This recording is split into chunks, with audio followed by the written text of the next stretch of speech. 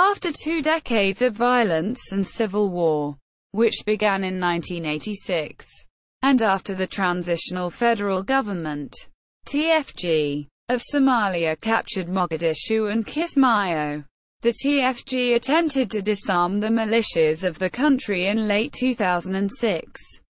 According to the UN, World Bank's Joint Needs Assessment, JNA, Coordination Secretariat, the total estimated number of militia members, to be demobilized is 53,000. Quote, in 2005, they estimated that there are 1,115,000 militia people controlling Mogadishu, out of national estimates ranging from 50,000 to 200,000. Quote, past efforts. Since the 1991 war, there have been over a dozen attempts to bring an end to the Somali civil war. They were often shouldered by warlords and interclan rivalries. Recent efforts. 2006 Islamic Courts Union. In 2006, the Islamic Courts Union, ICU, attempted to disarm the secular warlords, a contentious issue which led to the Second Battle of Mogadishu. The Islamist victory resulted in the routing of forced surrender of many warlords and their caches of arms, and the rapid rise of the Islamic Courts Union. By late 2006, their attempts to disarm the secular militias and their consolidation of power pitted them also against the Transitional Federal Government. The ICU attempted to curb the private possession of weapons, closing down the infamous Mogadishu arms market, and impounding or appropriating technicals for use solely by the Islamic Courts forces. We were skeptical, but everyone we have spoken to, since doctors, teachers, journalists, shopkeepers, has talked of a city transformed. Gone are the ubiquitous checkpoints where the warlords' militias killed, extorted and stole. Gone are their technicals, jeeps with heavy machine guns mounted on the back. The infamous Bakaro arms markets has been closed. The only guns and technicals now are those of the Sharia courts enforcers. And the reports of violence in the papers were of the Ipswich murders. Many Somali warlords, along with the nation of Ethiopia, sided with the TFG against the ICU. Once the momentous battles were concluded in December 2006, the TFG proceeded with its plans to bring a general disarmament of the nation and closure to the Somali Civil War. December 2006. On December 29, 2006, Mohammed Kanya, a Mogadishu warlord, returned to the city and made a plea for the federal government to not disarm the militias. Kanya was former TFG security minister before losing his position as a result of the Second Battle of Mogadishu. On December 31, surrounded in headquarters compound by a dozen technicals, he claimed to have 1,500 men under his command, and asserted government control over Mogadishu was an illusion, owed to the military might of Ethiopia. Gedi's decree for disarmament also applied to non-government troops in the autonomous state of Puntland, where it was seen as questionably enforceable. January 2007 equals announcement of weapons collections and amnesty equals. On January 1, 2007, Somali Prime Minister Ali Mohammed Gedi announced the warlord era in Mogadishu is now over. Quote, he said all civilian groups and businesses would have 3 days to disarm and turn their weapons into the government. Technicals were to be brought to the old port in Mogadishu. All collected arms would be registered at Villa Somalia. Villa Baidoa was also mentioned as an arms collection point. An amnesty to Islamists was also extended. Gedi also made an appeal for international aid efforts to continue, and for the establishment of a peacekeeping force, CIGASOM. On January 2, Prime Minister Gedi met with leaders of the Air subclan of the Habagidia clan, a branch of the Hawiyya tribe. to reassure the sub-clan regarding disarmament and to establish how they would work with the TFG.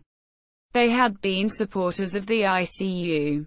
Abdi Kibdid called for restoring peace and stability in the country. He asked that no reprisals be taken against the Islamists, and said he is not interested in getting back the battle wagons he had lost in the conflict, but hoped they were turned over to the government. On January 3, Police Commander Ali Muhammad Hassan Loyan, who has only 1,000 officers under his command, admitted he was vastly outgunned.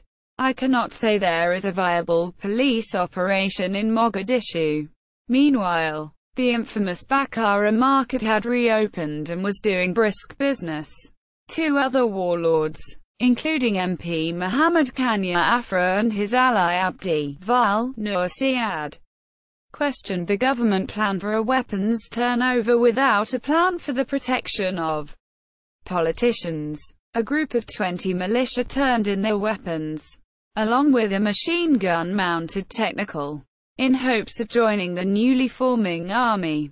On January 4, government and Ethiopian forces began disarming residents of Jilib following an attack which killed 2 soldiers and wounded 2 others.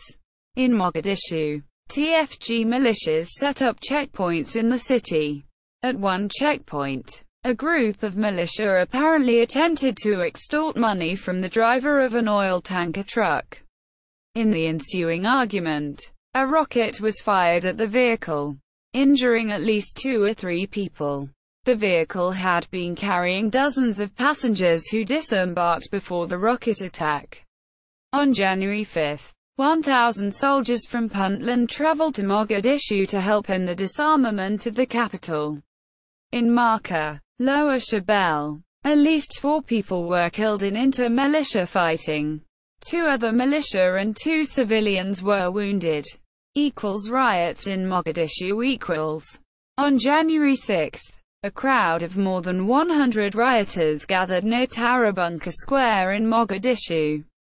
They protested the presence of Ethiopian troops as well as the plans to disarm the populace. Prime Minister Gedi issued a decision to postpone the disarmament for an indefinite amount of time. At least 7 were injured as police fired shots to disperse demonstrations around the city. Agreement to disarm.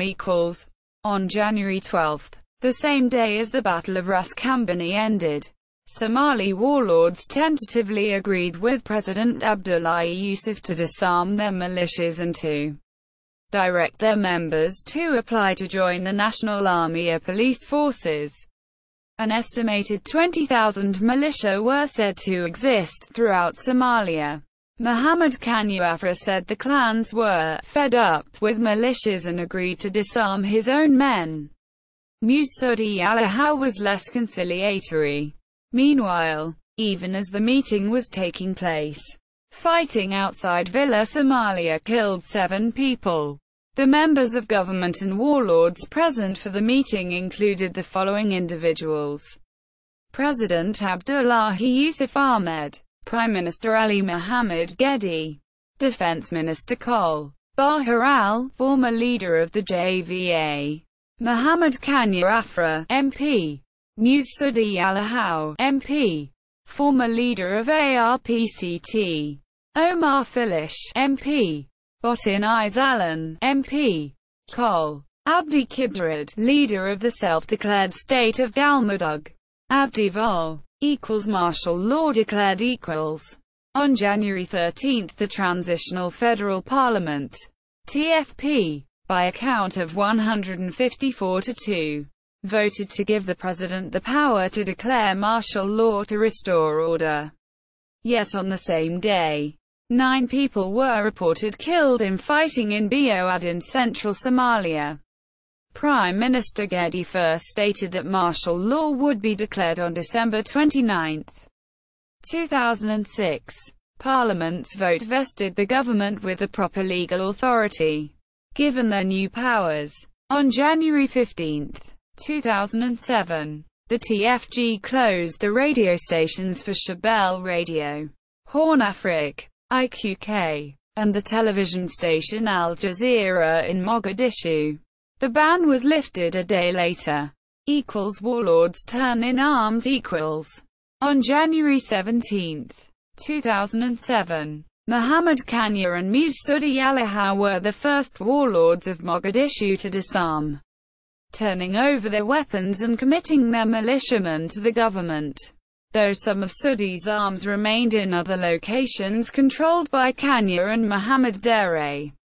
Approximately 60 technicals and 600 soldiers' weapons were turned into the government, including 2 technicals turned in by Interior Minister Hussein Mohammed Farah aided. The arms were accepted by the chief commander of the government army, General Naji. Call for National Reconciliation Conference. On January 30, 2007, President Yusuf called for a new National Reconciliation Conference to be held within 3 weeks. In related news, a commitment for 4,000 peacekeepers had been made by the O, and the search continued for another 4,000 to constitute the full planned contingent. Eventually, the 2007 Somali National Reconciliation Conference was called on 1 March 2007 to begin on 16 April 2007. Somali Joint Needs Assessment, United Nations and World Bank Coordination Secretariat. Country profiles, reports and fact sheets on Somalia Women War Peace.org.